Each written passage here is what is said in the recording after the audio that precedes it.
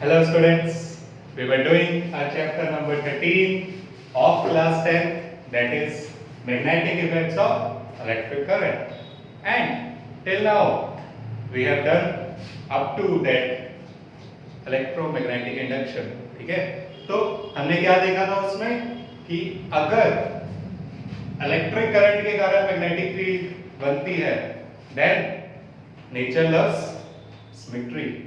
So magnetic field के कारण electric field भी बननी चाहिए, दैट इज इलेक्ट्रिक करंट भी बनना चाहिए. ठीक है, सो यही हमने किया था लास्ट वीडियो में, which was our electromagnetic induction. तो हमने उसमें क्या सीखा था, that the current will induce whenever there is change in magnetic field. ठीक है, so whenever there is change in the magnetic field current is induce. फिर उसमें हमने फैराडेज एक्टिविटीज देखी थी कि उसने फैराडे ने कैसे हमें बताया कि हम कैसे कैसे करंट जो है वो इंड्यूस कर सकते हैं और कैसे करंट की डायरेक्शंस हम चेंज करते हैं. ठीक है, फिर हमने देखे थे फैक्टर्स अफेक्टिंग दी करंट. फाइन, सो फैक्टर अफेक्टिंग करंट क्या थे हमारे पास. वेरी फर्स्ट वी सेड कि हमने देखना था कि चेंज कितना फास्ट हो रहा है. फाइन, सो उसमें हमने देखा था that induce current was directly proportional to the velocity. ठीक, rate of change of the displacement R, कि कैसे कितनी फास्टली हम मैग्नेट को मूव कर रहे थे. जितनी फास्टली मूव करेंगे उतना करंट जो है वो ज्यादा प्रोड्यूस होगा. Fine, then second that it depends upon the magnetic field. Okay, so it depends upon the magnetic field. अब जितनी मैग्नेटिक स्ट्रेंथ स्ट्रांग होगी, पिछली वीडियो में समझाया था, उतनी ही जल्दी उसका चेंज होगा. ठीक है, उतना ही ज्यादा चेंज होगा एंड हेंस उतना ही करंट ज्यादा प्रोड्यूस होगा. And the third is the number of turns. ये हमने कॉइल के साथ किया था इसको. So more the number of turns in the coil, more is the current induced. ठीक है, then fourth is the angle. Angle पे भी डिपेंड करती है कि हमारी कॉइल कैसे बढ़ी है. अगर मेरी कॉइल ऐसे और मैग्नेट ऐसे आ रहा, ठीक है, तो भी ये जो करंट है वो इफेक्टेड होता है. अगर कॉइल ऐसे बढ़ी है और ये मैग्नेट ऐसे मूव कर रहे हैं तो भी उसमें हम देखेंगे कि कैसे करंट प्रोड्यूस हो रहा है या नहीं हो रहा. ठीक, सो इसमें है कि क्वेश्चन में पूछा भी जाता है, वर्मा क्वेश्चन आता है that when is the current induced maximum. So it is when the magnetic field is perpendicular to the coil. ठीक है, so induced current is maximum when the magnetic field is perpendicular to the coil. ठीक है, कि अगर मेरे पास ये coil है, इससे परपेंडिकुलर मैग्नेटिक फील्ड होगी तो वो करंट मैक्सिमम इंड्यूस होगा. राइट, सो ये चार चीजें हैं जिस पे जो करंट इंड्यूस हो रहा है वो डिपेंड करता है. दो हमने कर ली थी, दो ये और आ गई. ठीक है, तो अब अगर इससे देखूं मैं कि, और अगर हम समराइज करें पिछला वाला हमारा जो फैराडेज एक्टिविटी था, कि अगर मोशन की डायरेक्शन चेंज कर रहा था मैं, कि मैग्नेट आगे की तरफ जा रहा है टुवर्ड द कॉइल और अवे फ्रॉम द कॉइल, दोनों में करंट की डायरेक्शन चेंज हो जाती है. फिर अगर मैं देखूं कि मैग्नेटिक फील्ड की डायरेक्शन में भी करंट अफेक्ट होता है, so that means I must have a relation between what, between the magnetic field, the motion and the current. ठीक है, इन तीनों चीजों में हमारे पास क्या है, एक रिलेशन होना चाहिए, and that was given by the Faraday's right hand rule. ठीक है, सो क्या है मेरे पास आगे राइट हैंड रूल आता है, Fleming's right hand rule, sorry. तो उसमें क्या था, जैसे हमने लेफ्ट किया था, लेफ्ट में क्या था कि करंट से मैग्नेटिक फील्ड इंड्यूस हो रही है, उसको जब हम मूव करवाएंगे तो फोर्स लगेगी. ये किया था, when a current carrying conductor is placed in magnetic field, it start experiencing a force. ठीक है, तो हमने ये तीन चीजें वहां पे ली थी, magnetic field, current and are force जो उसमें इंड्यूस हो रहा था, फोर्स इंड्यूस हो रहा था। ठीक, तो हमने इसको कहां यूज किया था? We used this rule in motor. ठीक, मोटर में करंट पहले ही था, मैग्नेटिक फील्ड हमने दी हुई थी और वहां पे कॉइल पे फोर्स लग रही थी। Then we use the left hand rule. But in this case वहां तो करंट गिवन था, मोटर में हम करंट देते हैं, बट यहां हमने करंट इंड्यूस करवाना है। सो इन दिस केस जिसमें करंट इंड्यूस करवाना होगा तो होगा क्या उसमें कॉइल मूव कर रही थी, फोर्स की जगह अगर मैं मोशन भी ले लूं तो जिस तरह फोर्स लगेगी उसी तरह मोशन होगा ना। सो motion, my magnetic field and current, इसमें भी ऐसे ही है, मोशन, मैग्नेटिक फील्ड, करंट। ठीक है, ये तीनों चीजें हैं हमारी यहाँ पे भी। और इसमें क्या होगा? If there is motion in the coil and magnetic field then current is induced. ठीक है, so our right hand rule, Fleming's right hand rule gives us a relation between the motion, magnetic field and induced current. Okay, so I hope clear है।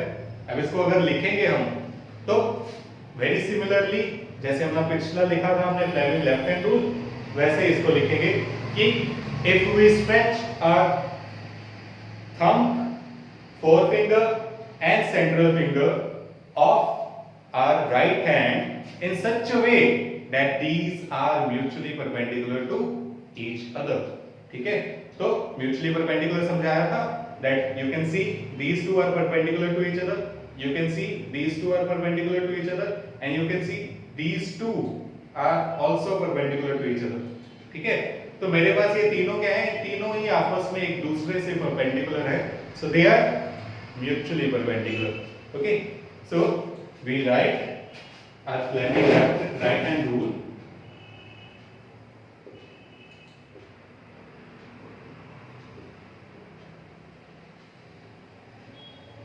So it says if we stretch thumb, forefinger and central finger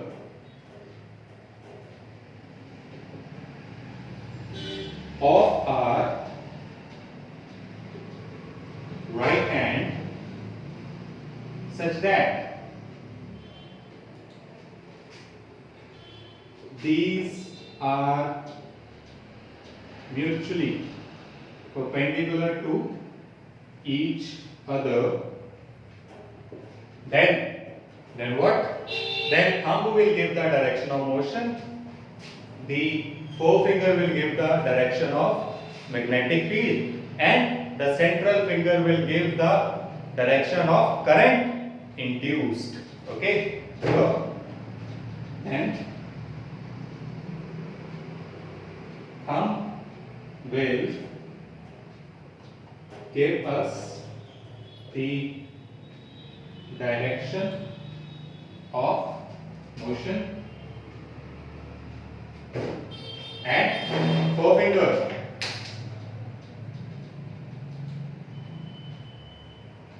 will give us direction of magnetic field, and central finger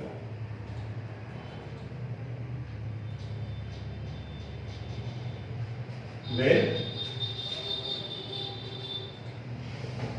give us direction of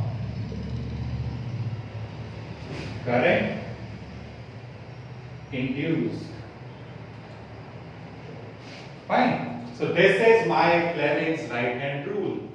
Fine, so ये था। अब हम इसको कैसे कहाँ use करेंगे? इसको हमने यूज किया था मोटर में। ठीक, अब हम इसमें क्या कर रहे हैं? करंट जनरेट कर रहे हैं।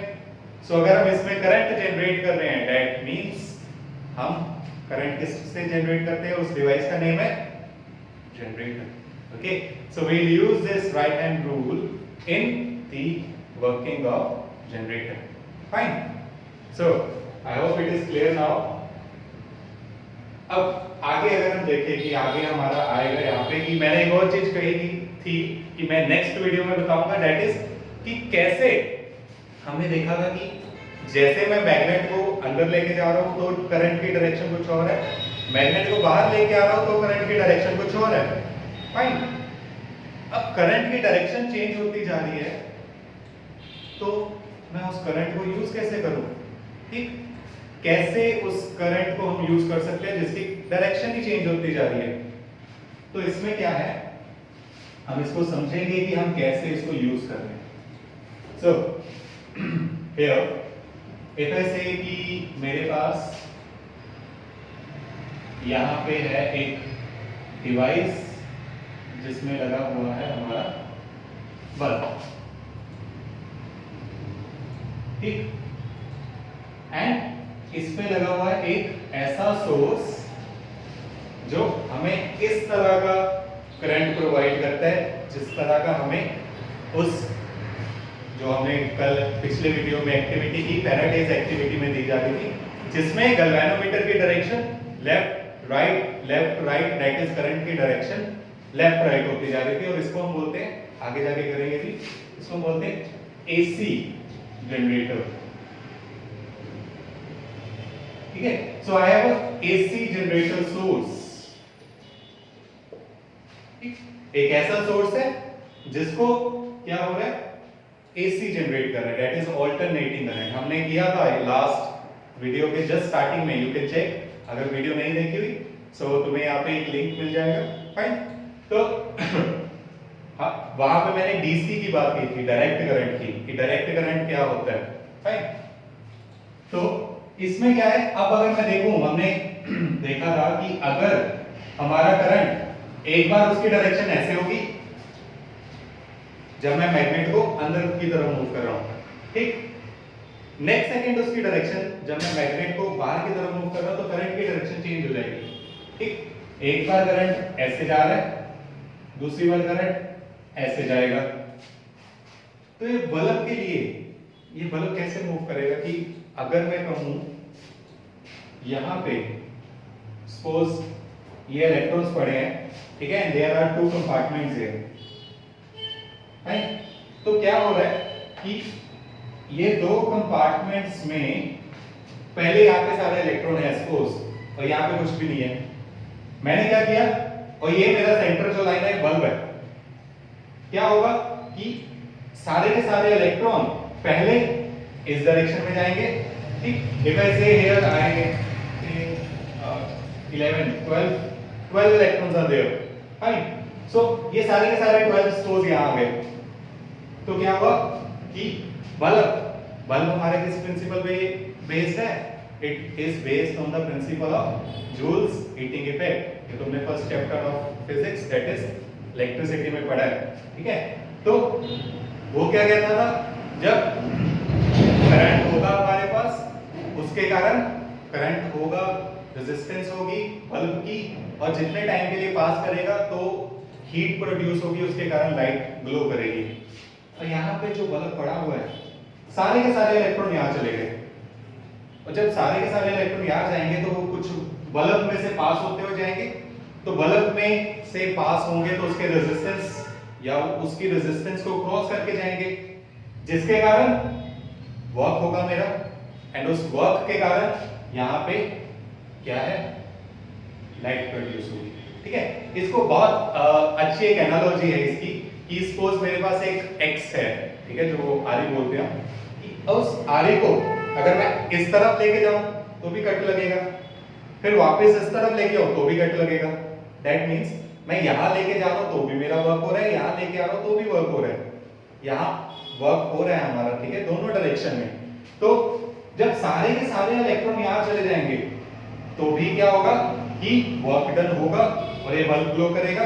जब सारे के सारे यहां आ जाएंगे तो भी वर्क डन होगा एंड ये बल्ब फिर ग्लो करेगा। ठीक, एंड इन दिस वे ये बल्ब हमारे पे वर्क हो रहा है और बल्ब उस वर्क के कारण ग्लो होगा। ठीक है, तो हेंस चाहे मेरा ये बल्ब जो है वो हम डीसी पे भी चला सकते हैं। इस पे हमारी थिंकिंग क्या है कि इलेक्ट्रॉन जाते रहेंगे जिसके कारण वर्क होता जाएगा तो हमारा बल्ब ग्लो करेगा, बट एसी पे भी हमारी चीजें वर्क करती हैं, ठीक है। एंड एज आई सेड कि we are using mostly alternating current, we are using mostly the Faraday's experiments, ठीक है। उसके कारण जो करंट बना, हम जनरेटर्स उसके कारण जो बनाए हैं हमने उसको यूज करते हैं, ठीक है। तो उसमें तो एसी करंट बनता है, ऑल्टरनेटिंग करंट बनता है हमारा, और ये सारी चीजें ऑल्टरनेटिंग करंट पे चल रही हैं, मींस कि यहाँ पे वर्क हो रहा है, ठीक है। एक और अगर तुम देखोगे मेरी इलेक्ट्रिसिटी वाले एग्जांपल में चैप्टर में, वहां पे एक एग्जांपल मैंने दी थी कि एमीटर का काम क्या होता है, ठीक है। अब ammeter is a device which counts the number of electron passing through a area of cross section in unit time, ठीक है। ये मीटर का काम क्या होता है कि कितने इलेक्ट्रॉन यहां से यहां गए उसको काउंट करना। तो वहां पे मैंने एक एग्जांपल दी थी कि सपोज मेरे पास ये एक मेटल वायर है, अब इसमें इलेक्ट्रॉन्स रैंडमली मूव करते हैं, ठीक है। हमने पढ़ा हुआ है ये that in the metal we have free electrons which move randomly. So यहाँ पे अगर मैं कहूँ कि मेरे पास 6 इलेक्ट्रॉन है और यहाँ पे भी 6 इलेक्ट्रॉन्स है, if I say, ठीक, तो if they are moving randomly, तो ये एमीटर कौन है? एमीटर है हमारा एक सिक्योरिटी गार्ड, ठीक है। जैसे हमारे गेट के आगे खड़े होते हैं सिक्योरिटी गार्ड, एंड मैंने उस सिक्योरिटी गार्ड को काम दिया है कि उसने मुझे काउंट करके बताना है कि कितने इलेक्ट्रॉन्स पास कर रहे हैं। Fine. So ये क्या कर रहा है? This emitter is my security guard which will count that how many electrons passed from one cross section to the other cross section या from one area to the other area through this cross section, ठीक। तो मैंने उससे पहले कहा कि बता भाई कितने पर्सन्स हैं सेक्शन A में और सेक्शन B में, ठीक है, in room 1 and room A and room B. So इस साइड यहाँ पे भी 6 है, यहाँ पे भी 6 है। Then what happened? Because they are moving randomly. So दो इलेक्ट्रॉन्स ये यहाँ आ गए, इसके दो इलेक्ट्रॉन्स यहाँ आ गए, फाइन। तो मैंने फिर उससे पूछा, मैंने कहा आप बता भाई there are movement of electrons. So tell me how many electrons are in first room and how many are there in the second room. He said again 6 and 6. Now if one electron moves there and one electron moves here, again there are 6. That means in random motion there is no current, but यहाँ पे here we are not having the random motion. Here if 12 electrons were there in the room A and suppose चलो एक वैसे here 5 electrons are there in room B, then out of 12 let 10 electrons move here due to the alternating current, ठीक है। 10 electron यहाँ आ गए। अब मैंने metre से पूछा, ये मेरा मीटर भैया खड़े हैं, ठीक है। तो अब मैंने मीटर से पूछा भी बता कितने हो गए, तो उसने कहा अब यहाँ पे 2 हैं, यहाँ पे 15 है, पहले यहाँ पे 12 थे, यहाँ पे 5 थे, सो देयर इज मोशन, ठीक। नेक्स्ट सेकंड क्या हो गया? करंट की डायरेक्शन चेंज होगी, वो 10 के 10 बंदे यहाँ वापस आ गए, ठीक। अब मैंने कहा भाई बता क्या करंट की वैल्यू है, तो या कितना इलेक्ट्रॉन्स मूव हुए हैं, इल से 10 इलेक्ट्रॉन्स मूव हुए हैं, पहले यहाँ 15 थे, अब 5 रह गए, और यहाँ पहले 2 थे, अब 10 हो गए, अब 12 हो गए, ठीक। दैट मींस मेरा वर्क तो हो रहा है, उसकी तरह रैंडम मोशन नहीं है ये मेरा एक्चुअल मोशन हो रहा है इसमें, ठीक है। इस मोशन के कारण वर्क डन होगा एंड हेंस हमारे जो अप्लायंसेस हैं ये वर्क करेंगे, fine. So this is my alternating current. I hope you get the point कि alternating current क्या होता है, and जो हमारी thinking है कि electrons are just moving to and fro. You can see ये 10 यहाँ गए, 10 वापस आ गए, जब next wave आएगी तो 10 फिर यहाँ जाएंगे, 10 फिर यहाँ आ जाएंगे, ठीक है। That means कि electron तो just to and fro move कर रहे हैं, and if they are moving to and fro but still they do the work, okay।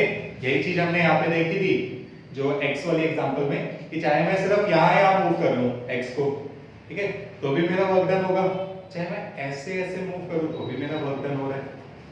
Hence we have the alternating current which does the work so that our appliances can work. ठीक है, तो अब इसको ही हम आगे समझते हैं कि we'll draw a graph for alternating current and the direct current. ठीक है, so very first हम एक जगह पे अल्टरनेटिंग का बना लेंगे, एक जगह पे DC direct current. So we have direct current and alternating current.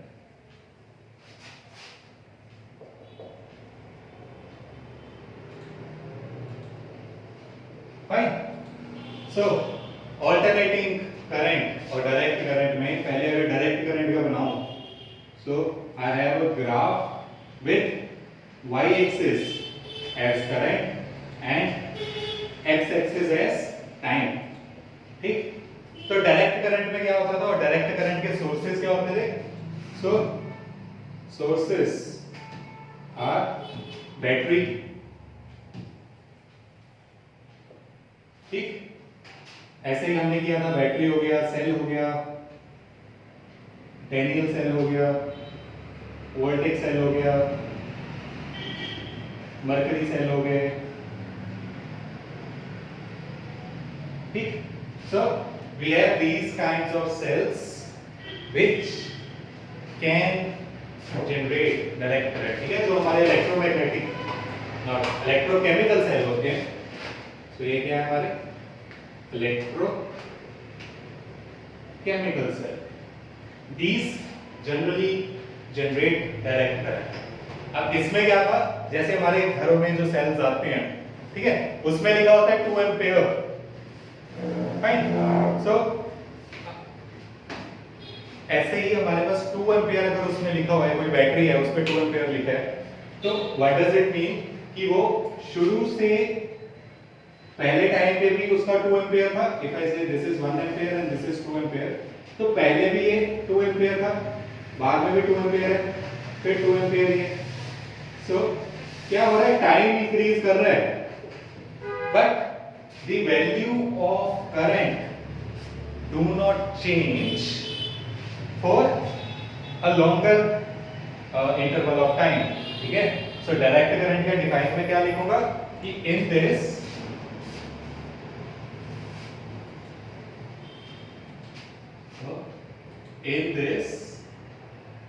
the magnitude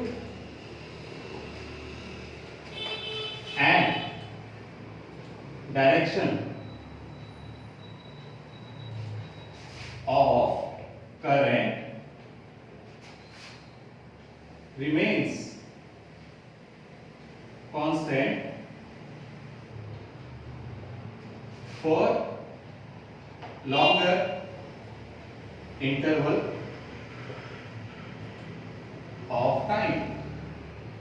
ठीक है, कि लॉन्गर इंटरवल ऑफ टाइम के लिए ये मेरी जो वैल्यू है करंट की, डायरेक्शन आल्सो, कि करंट जिस डायरेक्शन में है, पॉजिटिव से नेगेटिव, हमें पता है कि अगर ये मेरा सेल लगा हुआ है यहाँ पे और यहाँ रेजिस्टेंस लगा दी है, तो मेरी करंट की डायरेक्शन ऐसे ही रहेगी, from positive of the battery to the negative of the battery. So the direction of current do not change.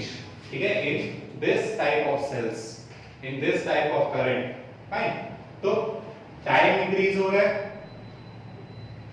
But यहाँ पे मेरा जो डायरेक्शन और वैल्यू है करंट की वो चेंज नहीं हो रही. इसको हम बोलते हैं direct current. It is the define of direct current. Okay, now इसमें फॉर एग्जांपल हम देख सकते हैं हमारा जो सेल है, अगर मैं कहूँ कि वॉच में मेरे सेल पड़ा हुआ है, तो वो सेल फर्स्ट डे भी वही करंट दे रहा था मेरी वॉच को, सेकंड डे भी, थर्ड डे भी, फोर्थ डे भी, and may be first month, second month, third month, 7 month तक मेरा वो सेल चल गया.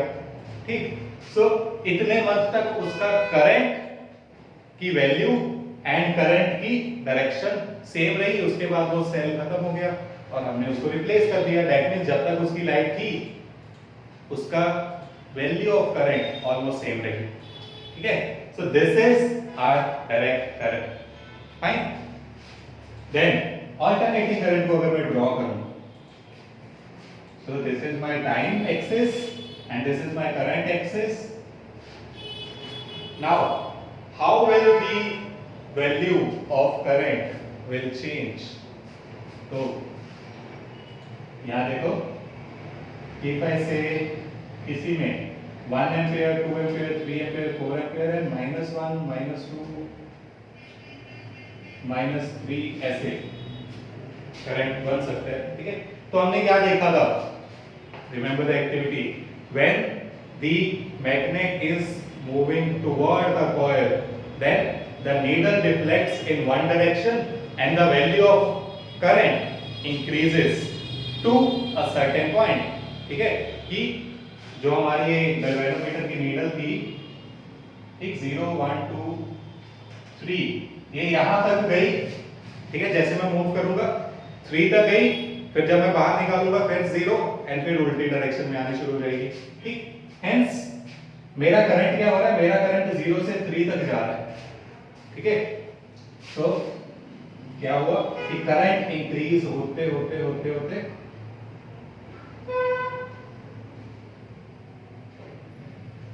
यू कैन सी हियर कि करंट क्या है, ऐसे इंक्रीज होते होते मैक्सिमम पॉइंट तक पहुंचा, 3 तक, fine.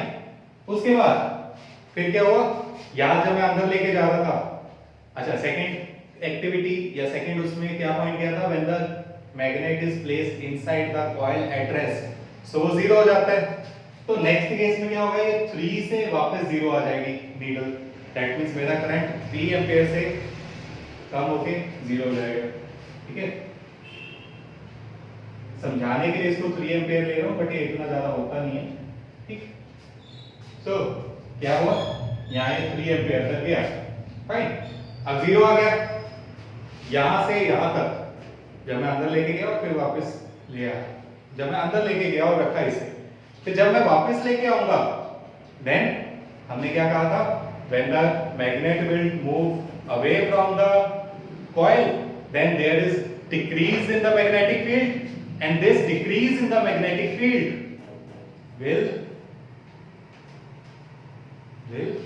increase the current, but now in opposite direction, ठीक है।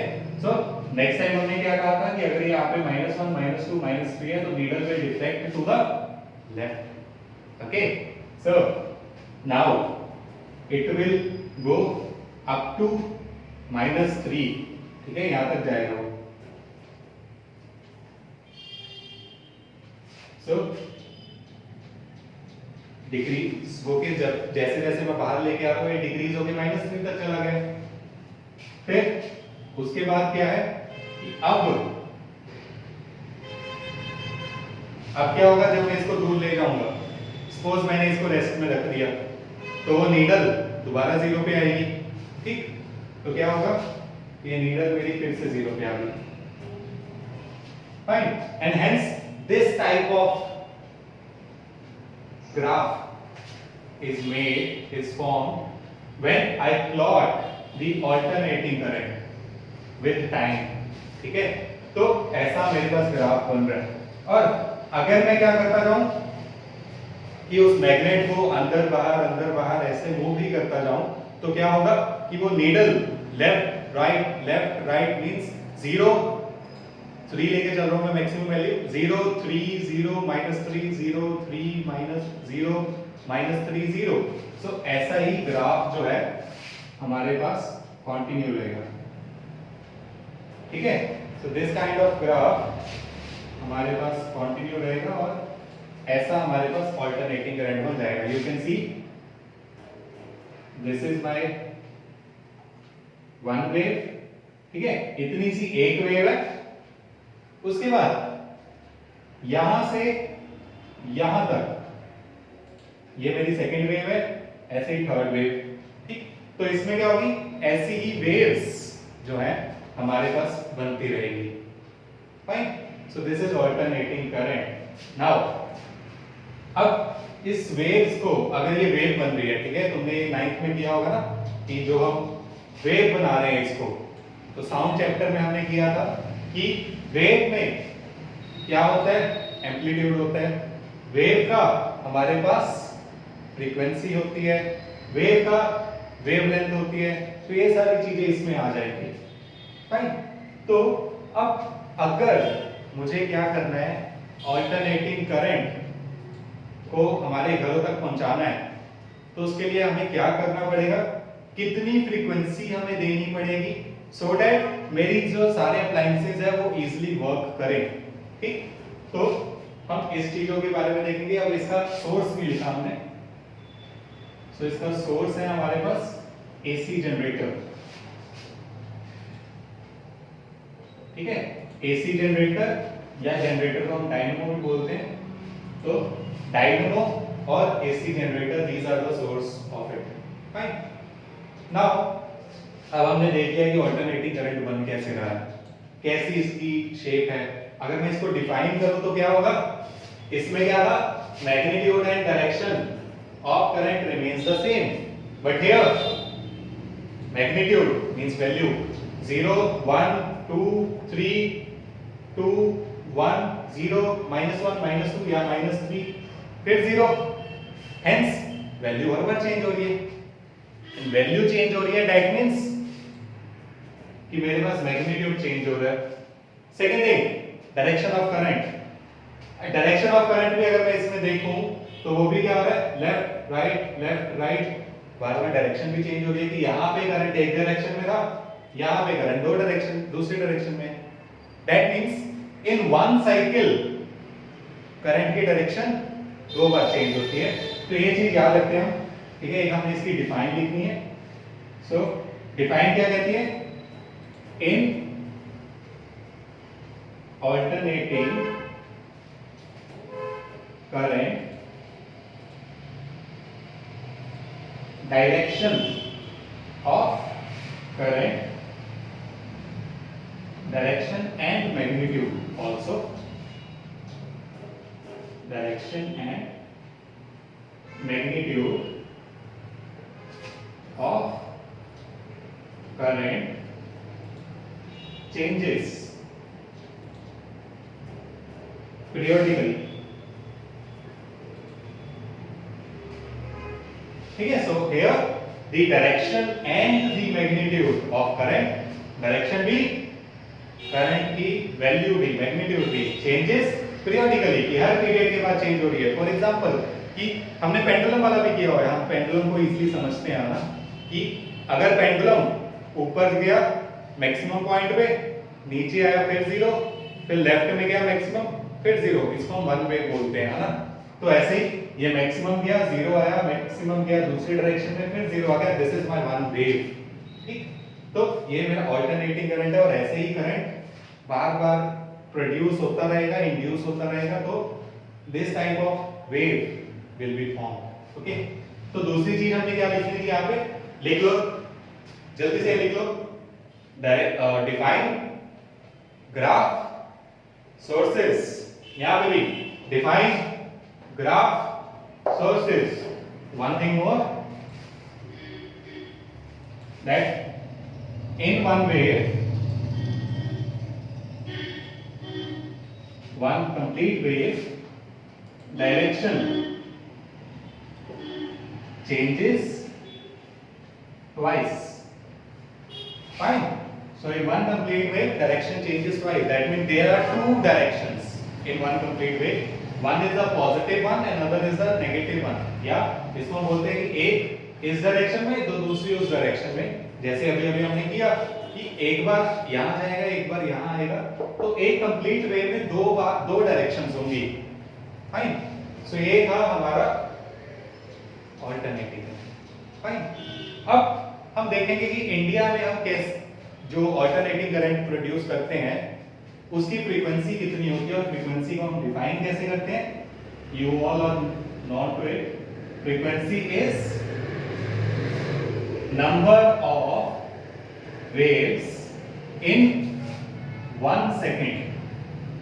Okay, so number of waves in 1 second gives us the frequency. That means ऐसी कितनी वेव्स होंगी 1 सेकेंड में, उसको हम फ्रीक्वेंसी बोलेंगे। And in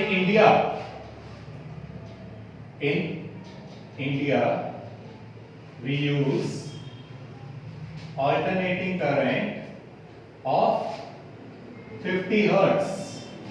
हर्ट्ज पता है ना, हर्ट्ज इज द फ्रीक्वेंसी के यूनिट्स होते हैं हमारे, ठीक है। सो 50 हर्ट्ज की फ्रीक्वेंसी हम यूज करते हैं।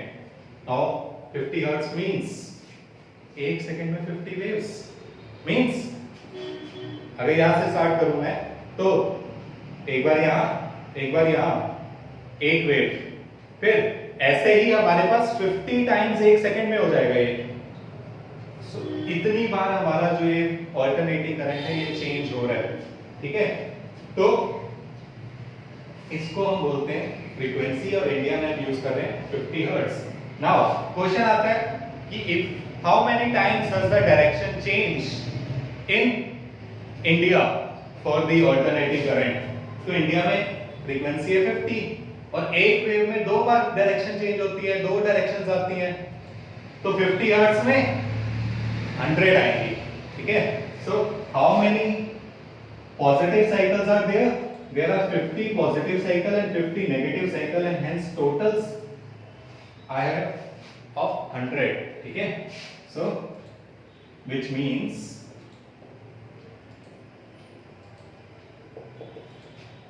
there are 50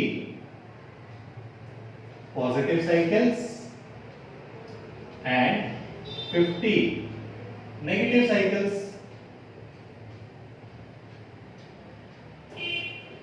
ठीक है, पॉजिटिव साइकिल मींस ये ऊपर वाले और नेगेटिव ये नीचे वाले को हम बोलते हैं। तो टोटल इन टोटलिटी, ठीक है, in total 100 times direction of current changes in India, ठीक है। There are some other countries also which uses 60 hertz, ठीक है। So they uses 60 hertz, but we use 50 hertz, that means 100 cycles in 1 second, ठीक है। तो यहाँ पे 100 times direction of current changes in 1 second in India, ऐसे कर लेते हैं, ठीक है। तो आज हम इतने देखेंगे कि डायरेक्ट करंट और अल्टरनेटिंग करंट होता क्या है, ठीक है। इसके यूजेस एंड इसके जो डिसएडवांटेजेस है दोनों के, वो हम देख लेते हैं, ठीक। आई होप क्लियर है, ठीक है। आगे चलते हैं। लास्ट टॉपिक जो आज हम करेंगे दैट इज कि advantages of alternating current and disadvantages of direct current, फिर ऐसे डिसएडवांटेजेस ऑफ अल्टरनेटिंग करंट, ठीक। तो पहले एडवांटेजेस देखते हैं एसी के।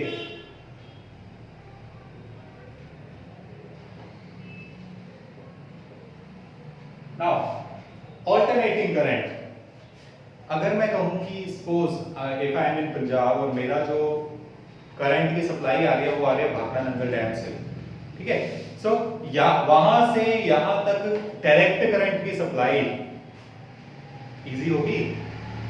सोच के देखो कि डायरेक्ट करंट क्या था कि जो इलेक्ट्रॉन है अपने सोर्स से लेके मेरे अप्लायंस तक आए, वहां से फिर वापस दूसरी वायर से सोर्स तक चले जाएं। ये बोलते हैं ना बैटरी में कि क्या होता है, यहां से करंट निकला यहां तक एंड दूसरी वायर से होके वापस, फाइन। तो अगर मैं कहूं कि ये मेरा डैम है, यहां मेरा घर है और बीच में 200-300 किलोमीटर्स है, is it possible to transfer such a large to current to such a large distance through direct current? Obviously not, because क्या होता है कि ये भी तुमने किया हुआ है in electricity chapter, that resistance हमारे आ जाती है जब वायर्स में करंट जाता है। सो उस रेजिस्टेंस के कारण वायर हीट अप होनी शुरू हो जाएगी, करंट हमारा टाइम के साथ डिक्रीज होना शुरू हो जाएगा, एंड करंट डिक्रीज होगा और यहाँ तो आएगा ही नहीं, वो उसका पावर लॉस कहीं पीछे ही हो जाएगा, ठीक है। सो we'll say that direct current can't be used, it can't be used to transfer for a long distance, but alternating current में हमने क्या किया, electron just move to and fro, ठीक है। ये इलेक्ट्रॉन पड़े भाई वायर में, ये आगे जा रहे हैं, ये पीछे आ रहे हैं, इसके रास्ते में मैंने बल्ब खड़ा कर दिया, तो ये बल्ब को ग्लो करके आगे जाएगा, फिर ग्लो करके वापस आ जाएगा, ठीक है। तो इन सच वे इसमें करंट कहीं दूर तो मूव ही नहीं करना है, मुझे तो सिर्फ करंट को आगे मूव करना और पीछे मूव करना है। Hence we can use alternating current to transport it for a longer distance, ठीक है। सो हम क्या कहेंगे, first point, we can transfer alternating current to a longer distance,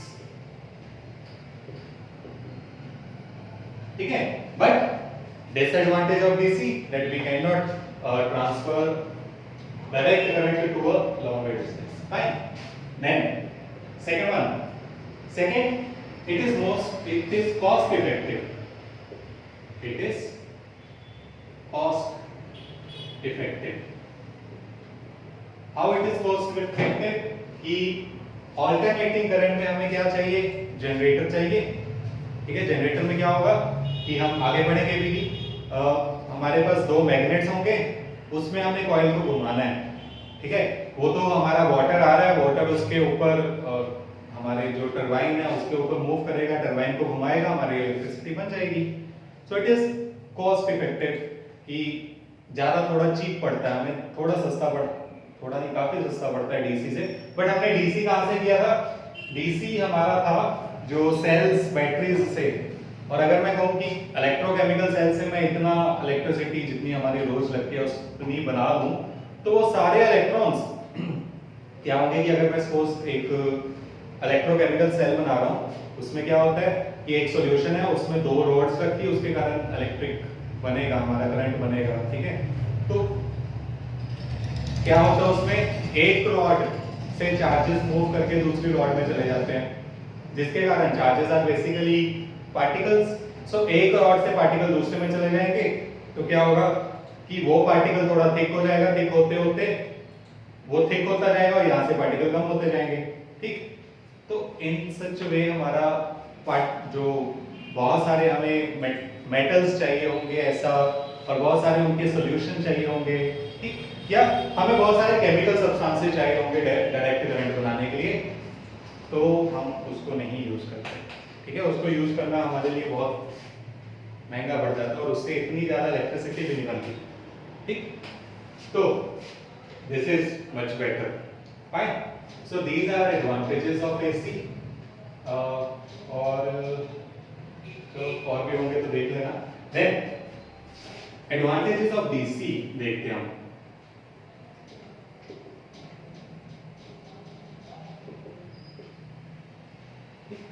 advantages of DC क्या है? सो इसमें है, जब हम आगे डोमेस्टिक सर्किटिंग पढ़ेंगे तो उसमें समझाऊंगा मैं कि अगर मैं कह रहा हूं, हम कहते हैं ना कि हमारे घर में 220 वोल्ट का वोल्टेज आ रही है, पोटेंशियल डिफरेंस आ रहा है, बट यहाँ पे अगर हम ग्राफ में देखें तो एक डिफाइन तो वैल्यू ही नहीं है, मैग्नीट्यूड तो हमेशा चेंज हो रहा है, कहाँ लिखा हमने, ये रहा कि मैग्नीट्यूड तो चेंज हो रहा है, तो मैं कैसे कह सकता हूँ अल्टरनेटिंग वोल्टेज को कि उसकी वैल्यू 220 है, ठीक है। तो वो हम कंपेयर करते हैं डीसी से, और देयर विल फाउंड, अभी हम लिख लेते हैं तब समझेंगे कि जितनी वैल्यू इसमें क्या होता है, अगर मैं कह रहा हूं कि 2 वोल्ट डीसी है मेरे पास, तो उतनी ही डीसी के लिए या एसी के लिए अगर मैं कह रहा हूं कि 1 वोल्ट करके एसी कैलकुलेशन होगी कि 1 वोल्ट मेरे पास एसी है, ठीक है, या 10 वोल्ट कर लेते हैं।